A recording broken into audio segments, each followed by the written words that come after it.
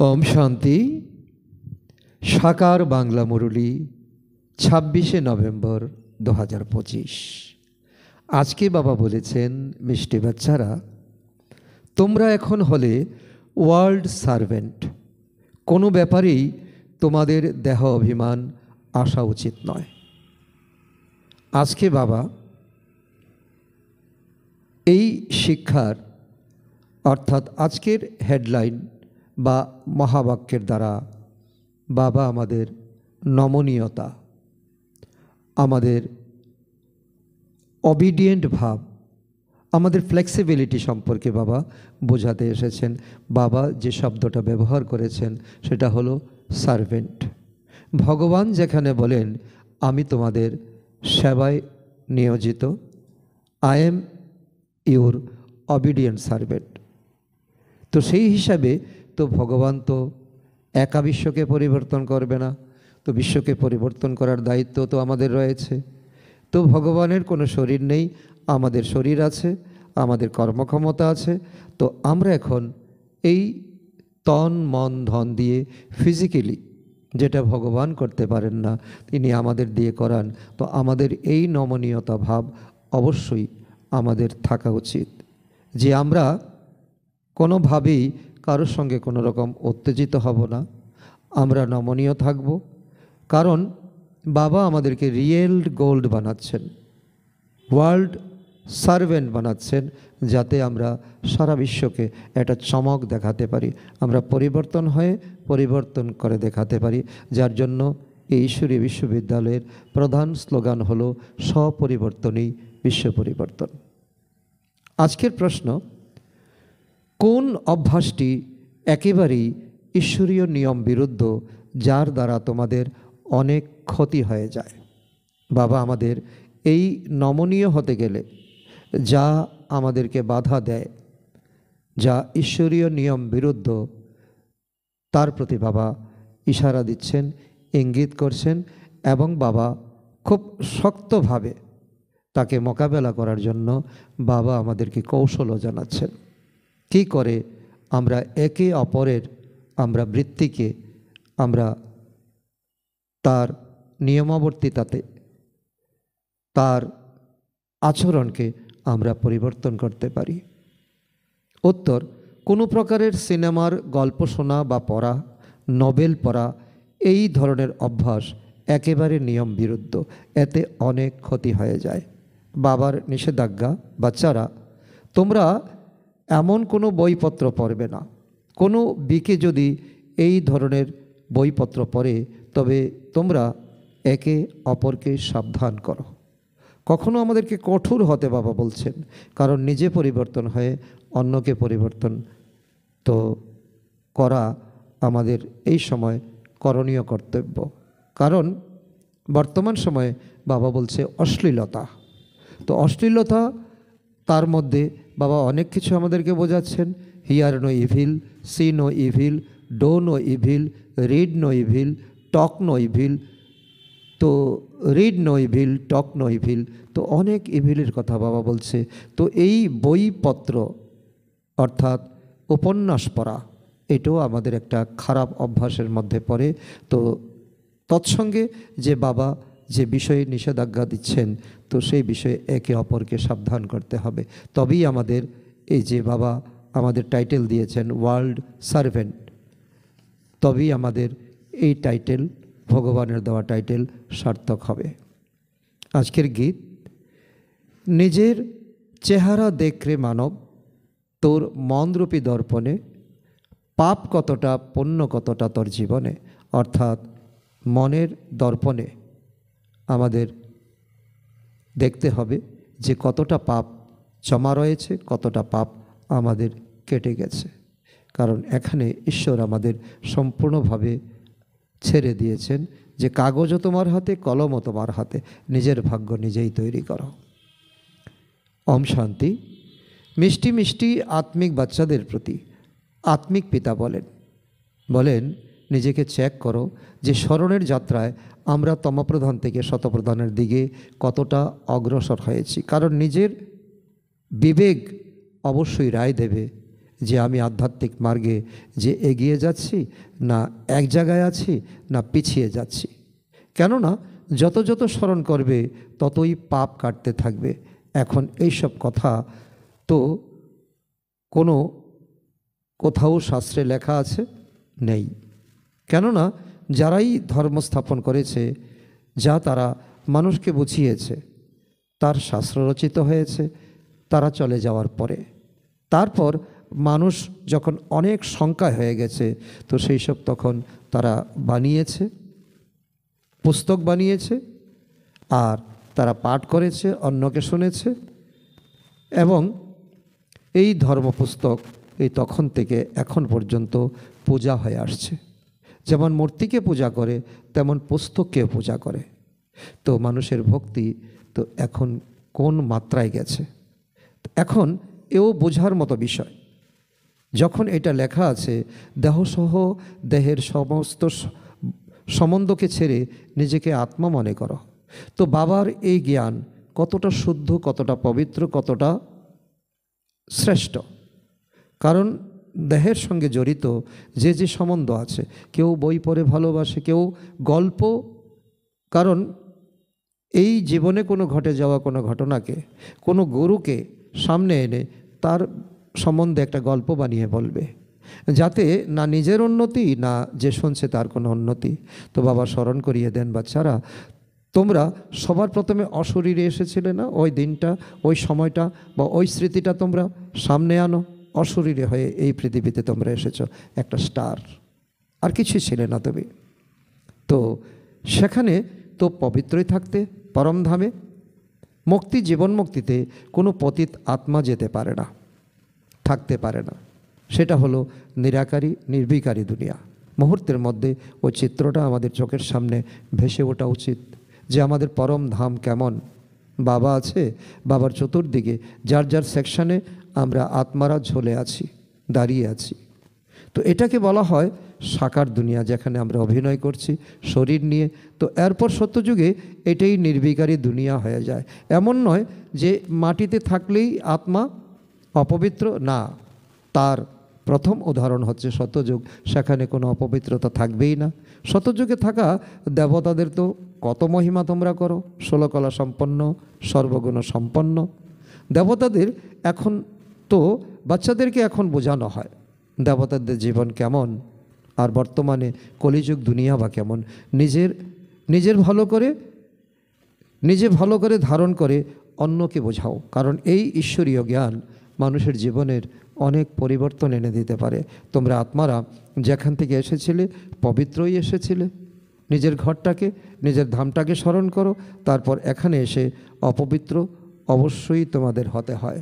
কারণ মায়া চক্র, রাবণ তোমাদেরকে অপবিত্র করে দেয়, দেহ, মনে, সব কিছুতে, চিন্তা, সব কিছুতে। শতযুগকে ভাইসলেস ওয়ার্ল্ড, কলিযুগকে পাপ যুক্ত ওয়ার্ল্ড বলা হয়। এখন তোমরা পতিত পাবন বাবাকে স্মরণ করো না, যে আমাদেরকে ভাইসলেস বানানোর জন্য পাপ যুক্ত দুনিয়াতে, অর্থাৎ পাপ যুক্ত শরীরে এসো। তো আমাদের নিমন্ত্রণটা কেমন? ভগবানকে ডাকছি, এই পাপযুক্ত দুনিয়া, পাপযুক্ত শরীরে এসো। বাবা নিজে বসে বোঝান। ব্রহ্মার চিত্রই মানুষের সামনে প্রশ্ন তোলে যে দাদাকে কেন বসানো হয়েছে? তিনি তো জহুরি, ওনাকে কেন বসানো হয়েছে এই স্থানে? ওপরে শিব বাবাকে দেখানো হয়েছে, তো নিচে দাদা। তো তাদেরকে বোঝাতে হবে ইনি তো ভাগীরথ, অর্থাৎ উনি আমাদের সঙ্গে সম্পর্ক করিয়ে দিয়েছেন, নতুবা ভগবানকে কি আমরা খুঁজে পেতাম? শিব ভগবানুবাচ হলো, এই রথ আমি এই জন্য নিয়েছি কারণ আমাকে প্রকৃতির আধার অবশ্যই নিতে হয়। তো এই কথা মানুষের কথা নয়, ভগবানুবাচ। আর ভগবান নিজে বলছেন আমি এই রথ নিয়েছি। তো এই রথ হলো ভাগীরথ। তো এই ভাগীরথকে জেনে মেনে তারপর আমাদের আধ্যাত্মিক মার্গে এগিয়ে যেতে হবে। না হলে আমি তোমাদেরকে পতিত থেকে পবিত্র কী করে বানাবো? আমার তো আধার চাই। প্রতিদিন তো পড়াতে অবশ্যই হবে, আমাকে আসতে হবে, এসে তোমাদেরকে পড়াতে হবে, আবারও চলে যেতে হবে। এখন বাচ্চারা, বাবা তোমাদেরকে বলেন নিজেকে আত্মা মনে করো, আর আমি পরমপিতা পরমাত্মাকে স্মরণ করো। তো এটাই আগাগোড়া আমাদের পড়া, আর প্রতিদিন বাবা আমাদেরকে রিভাইজ করাচ্ছেন কতটুকু আমরা এগিয়ে যাচ্ছি আর কতটুকু আমরা ধারণ করছি। সকল আত্মাদের এখন বাবাকে স্মরণ করতে হবে। কৃষ্ণকে সকল আত্মার বাবা তো বলা যাবে না, কারণ তার তো নিজের শরীর রয়েছে, তিনি তো সত্যযুগের প্রিন্স। তাই এই বাবা সহজভাবে বোঝান। যখনই কাউকে বোঝাবে বলবে, বাবা বলেন তুমি অশরীরে এসেছিলে, তোমার এই আশার চিত্রটা তুমি ভুলে গেছো, আশার দিনক্ষণ ভুলে গেছো। ভগবান এখন তোমাকে স্মরণ করিয়ে দিচ্ছেন, তাকে আবার সামনে ইমার্জ করো, ভাসিয়ে তোলো। আবার এখন অশরীরী হয়ে যেতে হবে। এটাই এই বিশ্ব ব্রহ্মাণ্ডের নিয়ম। কারণ যখন তুমি আসবে একলা আসবে, যখন তুমি যাবে একলা যাবে। তো কিছু সঙ্গে যাবে না, কাউকে সঙ্গে নিয়ে আসবে না। ওখান থেকে অর্থাৎ পরমধাম থেকে পবিত্র আত্মাই আসে। সে যদি তো কালকে কোনো আত্মা আসে, পবিত্রই আসবে, তার মহিমা অবশ্যই হবে। তো বাবা আমাদের বর্তমান সময়ে আমরা যে বিভিন্ন আত্মার প্রতি আকৃষ্ট হয়ে যাচ্ছি, তো তার উদাহরণ বাবা দিচ্ছেন। সাধু সন্ন্যাসী কিংবা গৃহী কোনো মানুষ যারা কোনো পুণ্যকর্ম করে গেছেন, অবশ্যই তাদের এটা হলো প্রথম জন্ম। অত্যন্ত বোঝার মতো বিষয়। কেউ যদি আমাদের সামনে কোনো আদর্শবান কেউ হয়, পুণ্যকর্ম করে গেছেন, আমরা তাকে স্মরণ করি, অবশ্যই স্মরণ করব, অবশ্যই তার মতাদর্শকে আমরা মানব। কিন্তু বাবা আমাদেরকে এই হিসাব বলছেন যে এই আত্মা পরমধাম থেকে এই প্রথম এলো, তবেই সে তার করিশ্মা দেখাচ্ছে, তার চমক দেখাচ্ছে। আর তোমরা তো অনেক আগে এসেছো, সেই জন্য এই ভক্তির শুরুতে তোমরা ভক্তি করেছ।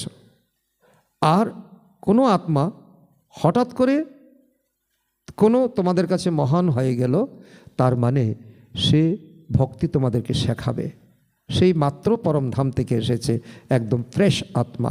তো ধর্ম স্থাপন করার জন্যই তারা আসে। যেমন বাবা গুরু নানকের বিষয়ে বোঝান। গুরু শব্দটা অবশ্যই লিখবে, কারণ নানক তো অনেকের নামই আছে। তো যখন কারো প্রশংসা করা হয় নিশ্চয়ই তার কোনো অর্থ আছে। গুরু নানক এমন কর্তব্য করে গেছেন তো যা প্রশংসনীয়। তো তিনি এই মাত্র এলেন, এসে তিনি নতুন ধর্ম চালু করেছেন। তার আগে ওনার ধর্ম ছিল না। তো তোমরা যদি ঠিকমতো প্রশংসা না করো তবে সেটা ঠিক নয়। কোনো ধর্ম আত্মাকে, তো গুরু আত্মাকে প্রশংসা করাই, মান সম্মান দেওয়াটাই আদর্শ, উচিত। বাস্তবে বাচ্চাদেরকে বোঝানো হয়েছে গুরু কেউ নয়, কোনো দেহধারী গুরু নয়, এক পরমাত্মা বাবা ছাড়া।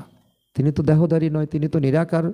তো যার নাম নিয়েই গাওয়া হয়, তো সদ্গুরু অকাল, তিনি হলেন অকাল মূর্ত। তো অর্থাৎ যাকে কাল খেতে পারে না, তিনি হলেন পরমাত্মা। তখন বসে সেই বিষয়ে কাহিনী রচনা করে তার উপর বোঝাতে শুরু করে।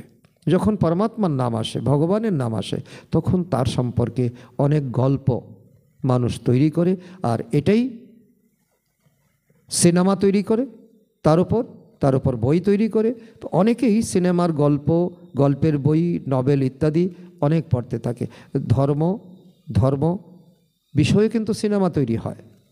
তো বাবা বলছে, তো সিনেমা মানেই হলো তো তোমাকে ডাইভার্ট করে দেবে, তোমাকে এই নিরাকার পরমপিতা পরমাত্মা থেকে তোমাকে দূর দূর করে দেবে। বাবা বাচ্চাদেরকে সতর্ক করে দেন, কখনোই কোনো নভেল পড়া উচিত নয়। কেউ পড়বে না আর কাউকে পড়তে দেবেও না। কারো কারো এই অভ্যাস রয়েছে, এখানে তো তোমরা সৌভাগ্যশালী হয়ে ওঠো, এখানে এসেছই নিজের ভাগ্যকে পরিবর্তন করতে। তো কোনো বিকেও নভেল পড়ে, লুকিয়ে লুকিয়ে নভেল পড়ে। সেই জন্য বাবা সব বাচ্চাদেরকে বলেন, তো কখনো যদি কাউকে নভেল পড়তে দেখো, তাহলে সাথে সাথেই তার থেকে নিয়ে ছিঁড়ে ফেলবে। এতটুকু শক্ত বাবা উদাহরণ দিচ্ছেন। শক্ত হতে আমাদেরকে বলছেন, ভয় পাবে না যে সে আমাকে অভিসম্পাত করবে নাকি রেগে যাবে, সেসব ভাববে না। কারণ এটা হলো পরমাত্মার নির্দেশ। তোমাদের কাজ হলো পরস্পরকে সাবধান করে দেওয়া। ফিল্মের গান শোনা কিংবা পড়া এ হলো ঈশ্বরীয় নিয়ম বিরুদ্ধ। তো নিয়ম বিরুদ্ধ কোনো আচরণ দেখলে সাথে সাথে রিপোর্ট করবে। কারণ তোমাদের সিনিয়র যে আছে, নিমিত্ত যে আছে, রিপোর্ট করে দেওয়া উচিত, না হলে পরিবর্তন হবে কি করে? কারণ ভগবান যখন এখন স্ট্রিক হয়েছেন, বাচ্চাদেরকে স্ট্রিক হতে হবে, নিজেরই তো ক্ষতি করতে থাকবে না? নিজের মধ্যেই যদি যোগবল না থাকে তবে এখানে বসে কি শেখাবে? বাবার নিষেধ আছে। তো এইরকম কাজ যদি করে তবে মনের ভিতরে দংশন অবশ্যই হবে, নিজেরই ক্ষতি করবে, অন্যেরও ক্ষতি করবে। সেই জন্য কারোর মধ্যে যদি কোনো অবগুণ দেখো তবে বাবাকে লেখা উচিত। কোনো বেকায়দা আচরণ করছো না তো? কেননা ব্রাহ্মণ এই সময়ে ওয়ার্ল্ড সার্ভেন্ট। বাবাও বলেন বাচ্চারা নমস্কার। তো এখন বিশ্বকে পরিবর্তন করতে তোমরা এখন এখানে কদম রেখেছো, এখন ঈশ্বরীয় শিক্ষা গ্রহণ করছো। তো ভগবান তোমাদেরকে বলেন নমস্কার বাচ্চারা। তো কম কথা নয়। এর অর্থসহ বাবা বোঝান, কন্যারা যারা পড়ায় তাদের মধ্যে যেন অভিমান না থাকে। টিচারও তো স্টুডেন্টদের সার্ভেন্ট হয়ে যায়, তাই না? গভর্নর প্রমুখ যারা আছেন পদাধিকারী চিঠিতে একেবারে নিচে লেখে I am your obedient servant, ঠিক তার নিচে সই করবে, বাকিটা ক্লার্ক নিজের হাতে লিখবে। তাতে তিনি নিজের তো প্রশস্তি লিখবেন না, আমি ফলানা এমন না। আজকাল তো গুরুরাও তো নিজেকে শ্রী শ্রী আখ্যা দিয়ে দেয়। এখানে কেউ কেউ আছে নিজের নামের আগে শ্রী লেখে, তো বাস্তবে এটা লেখা উচিত নয়। শ্রী ছিল দেবী দেবতারা, তো ফিমেলরাও শ্রীমতী লিখতে পারে না। শ্রীমত তখনই প্রাপ্ত হয়, শ্রী তখনই লিখতে পারবে তো যখন পরমাত্মা এসে আমাদের নিজের মত প্রদান করেন। তারপর যখন আমরা সত্যযুগে পদার্পণ করব, শ্রী লক্ষ্মী, শ্রী কৃষ্ণ, শ্রীরাম, শ্রী সীতা। তোমরা সবাইকে বোঝাতে পারো যে নিশ্চয়ই কারো মতে চলে তারা দেবতা হয়েছিলেন, এমনি তো আসেনি অন্য গ্রহ থেকে। ভারতবর্ষ কারোরই জানা নেই যে ওনারা এত উচ্চ বিশ্বের মালিক কী করে হয়েছিলেন। তোমাদের তো এই নেশাচরে যাওয়া উচিত, কারণ এই গুরু রহস্য তোমরাই জানো। এই এইম অবজেক্টের চিত্র সর্বদা বুকে লাগিয়ে রাখা উচিত। মানুষকে বলো আমাদেরকে ভগবান পড়ান, আমরা সকলে ঈশ্বরীয় স্টুডেন্ট, যার দ্বারা আমরা বিশ্বের মহারাজা মহারানী হই। বাবা এসেছেন এই রাজ্যের স্থাপনা করতে, এই পুরানো দুনিয়ার বিনার সামনে উপস্থিত। তোমরা ছোট্ট ছোট্ট শিশু কন্যারা তো তোমাদের আদো ভাষায় সবাইকে বোঝাতে পারো, কারণ তোমরা এখনও পরিপূর্ণ হওনি। বড় বড় যে সম্মেলন হয় সেখানে তোমাদের তারা আমন্ত্রণ জানায়, এই চিত্র সেখানে নিয়ে গিয়ে বসে তাদেরকে বোঝানো উচিত। তো ভারতে ওনাদের রাজত্ব স্থাপন হচ্ছে কখন থেকে কখন, তো যে কোনো সভাতে, ভরা সভাতে তোমরা তো এ কথা বোঝাতে পারো। তো সারাদিন সার্ভিসের নেশা থাকা দরকার। ভারতে এদের রাজ্য স্থাপন হচ্ছে, বাবা আমাদেরকে রাজ্য শেখাচ্ছেন, এটা তো গল্পের মতো করে তোমাদের। তার জন্য তোমাদের কোনো বিশেষ পড়াশোনা করতে হবে না, তার জন্য তোমরা যা রোজ পড়ছো তাই গিয়ে বোঝাবে। তো শিব ভগবান বাচো, হে বাচ্চারা তোমরা নিজেকে আত্মা মনে করে আমাকে স্মরণ করো, তাহলে তোমরা এই রকম হয়ে যাবে 21 জন্মের জন্য। অর্থাৎ দেবী দেবতাদেরকে দেখিয়ে বলবে দেবী গুণ ধারণ করতে হবে। এখন তো হলো আসরিক, তো সকলের আসরিক গুণ শ্রেষ্ঠ বানাতে পারেন তো একমাত্র শিব বাবা। সেই উচ্চ থেকে উচ্চ পিতা আমাদেরকে পড়ান, শিব ভগবান বাচ মনমনা ভব। ভাগীরথ প্রসিদ্ধ ব্রহ্মা বাবা। তো আমরা এখন তো আদি মধ্য অন্তের ইতিহাসকে আমরা জানি। ভাগীরথকেই ব্রহ্মা বলা হয়, যাকে মহাবীরও বলা হয়। এখানে দিলবারা মন্দির আছে না, জৈনরা যে মন্দির বানিয়েছে এর অর্থ তো কেউ জানে না। এখানে ঘুরে ঘুরে দেখো তো উপরে ছাদ থেকে নিচে মূর্তি পর্যন্ত সবটাই তোমাদের ইয়াদগার। তোমরা ছোট ছোট কন্যারা সেখানে যেতে পারো এবং ভিজিট করতে পারো। এখন তোমরা অনেক শ্রেষ্ঠ হচ্ছ, এটা হলো ভারতের এইম অবজেক্ট। তাহলে কতখানি নেশা তোমাদের চড়ে যাওয়া উচিত। এখানে বাবা খুব ভালোভাবে নেশা চড়ান। সবাই বলে আমি লক্ষ্মী নারায়ণ হব, রাম সীতা হওয়ার জন্য কেউ তো হাত তোলে না। এখন তো তোমরা হলে অহিংসক ক্ষত্রিয়, তোমাদের অর্থাৎ ক্ষত্রিয়দের কেউ তো জানে না। এটা তোমরা বাচ্চারা এখন বুঝতে পারছো। গীতাতেও বলা হয়েছে মন মনাভব। এই মন মনাভব এই সময় তোমাদের স্থিতি, নিজেকে আত্মা মনে করো, এটা তো বোঝার মতো বিষয়। তোমরা ছাড়া আর কেউ বোঝাতে পারবে না। বাবা বসে বাচ্চাদেরকে শিক্ষা প্রদান করেন। বাচ্চারা একটাই শিক্ষা, দেহি অভিমানী হও, আত্ম অভিমানী হও। এই অভ্যাস তোমরা তারপর তোমাদের 21 জন্ম ধরে তোমাদের প্রালব্ধ হয়ে যাবে। তোমাদের শিক্ষা প্রদান করাই হয় 21 জন্মের জন্য। বারে বারে বাবা বারে বারে মূল বিষয়টাকে বোঝাতে থাকেন, নিজেকে আত্মা মনে করে বসো। পরমাত্মা বাবা আমাদের অর্থাৎ আত্মাদেরকে বসে বোঝাচ্ছেন, তোমরা বারে বারেই দেহ অভিমানে এসে যাও, তখন ঘর সংসারের কথা মনে এসে যায়। এটাই হয়। ভক্তি মার্গেও ভক্তি করতে করতে বুদ্ধি অন্যদিকে চলে যায়। সম্পূর্ণ একাগ্র হয়ে নোধা ভক্তি যারা করে তারাই কেবল বসতে পারে, নতুবা ভক্তিতেও কিন্তু তোমাদের শরীর নড়াচড়া করবে, মন এদিক সেদিক যাবে। তো যাকে তীব্র ভক্তি বলা যায়, একদম লাভলীন হয়ে যায় ভক্তিতেও। তোমরা যেমন স্মরণে থাকো, এক এক সময় একেবারে অশরীর হয়ে যাও। ভালো ভালো বাচ্চা যারা, তারা এরকম অবস্থায় বসে, দেহের ভাব একেবারে চলে যাবে, অশরীরে হয়ে সেই আনন্দে মজে থাকবে। এটাই অভ্যাস হয়ে যাবে। সন্ন্যাসীরা হলো তত্ত্বজ্ঞানী, ব্রহ্মজ্ঞানী। তারা বলবে আমরা লীন হয়ে যাব, এই পুরানো শরীর ছেড়ে ব্রহ্মতত্ত্বে লীন হয়ে যাব। সকলের আলাদা আলাদা ধর্ম, তাই না? কেউ অন্য ধর্মকে মানতে চায় না। আদি সনাতন ধর্ম তমপ্রধান হয়ে গেছে। গীতার ভগবান কবে এসেছিলেন, গীতার যুগ কবে ছিল, কেউই তো জানে না।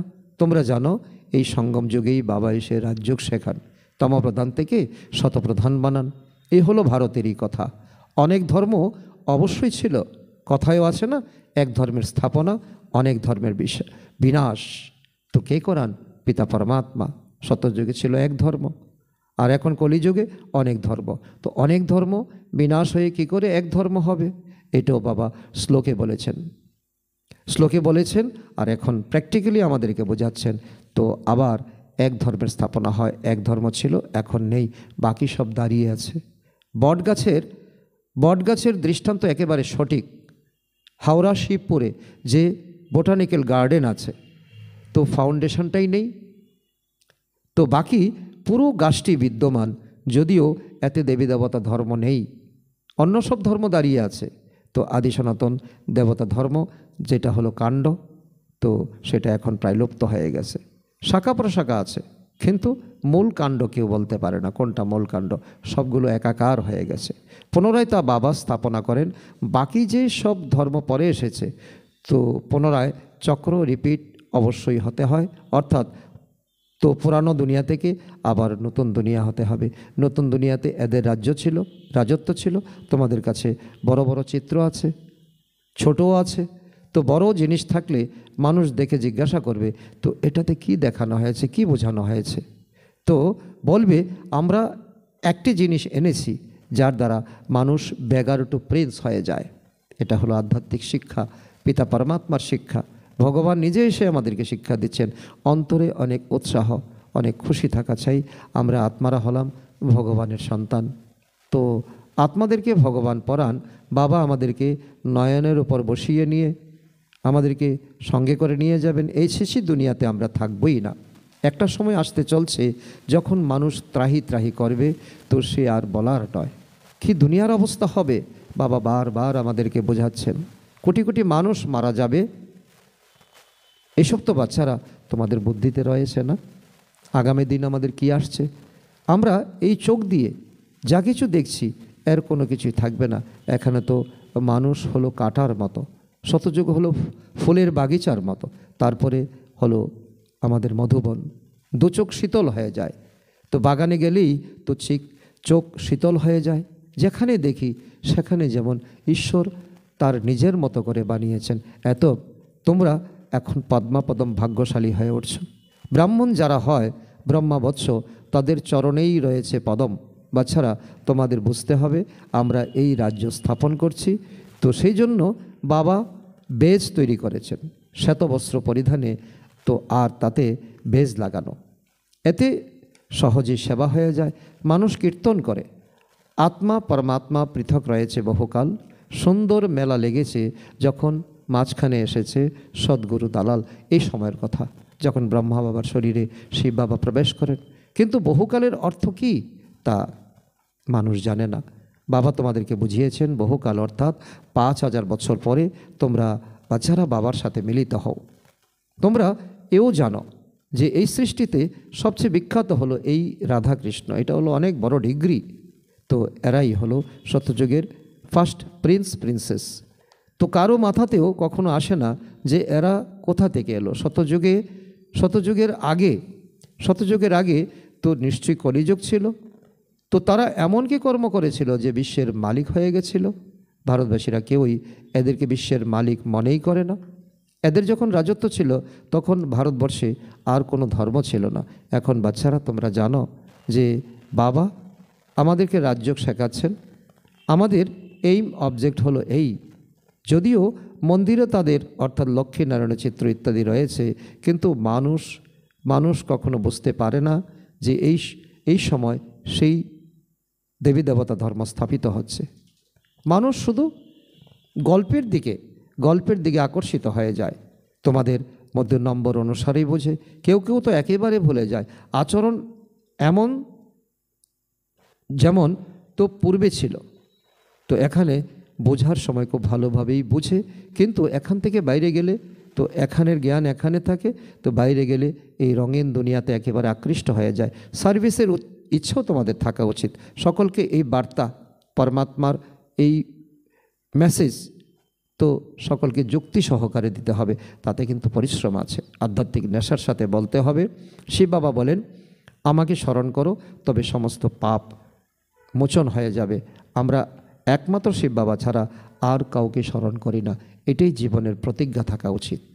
আচ্ছা, মিষ্টি হারানিধি বাচ্চাদের প্রতি মাতা পিতা বাপ দাদার স্মরণের স্নেহসমন আর সুপ্রভাত। আত্মাদের পিতা তার আত্মারূপী বাচ্চাদের জানাচ্ছেন নমস্কার। আমরা আত্মারূপী সন্তানরা আমাদের মাতা পিতা বাপদাদাকে জানাই স্মরণের স্নেহসমন, সুপ্রভাত ও নমস্কার। ধারণার জন্য মুখ্য সার 1 নম্বর, এই এইম অবজেক্টের চিত্র সর্বদা সাথে রাখতে হবে। নেশা যেন থাকে যে এখন আমরা শ্রীমত অনুসারে চলে বিশ্বের মালিক হতে যাচ্ছি। আমরা এমন ফুলের বাগিচাতে যাচ্ছি তো যেখানে আমাদের নয়ন শীতল হয়ে যাবে। নাম্বার 2, সার্ভিসে অনেক বেশি করে আগ্রহ রাখতে হবে। অনেক বড় মন নিয়ে বা উৎসাহের সাথে বড় বড় চিত্রের উপরে সার্ভিস করতে হবে। ব্যাগার টু প্রিন্স বানাতে হবে। বরদান, কর্মের গতিকে জেনে গতি সদ্গতির সিদ্ধান্তকারী মাস্টার, দুঃখ হরণকারী, সুখ প্রদানকারী ভব।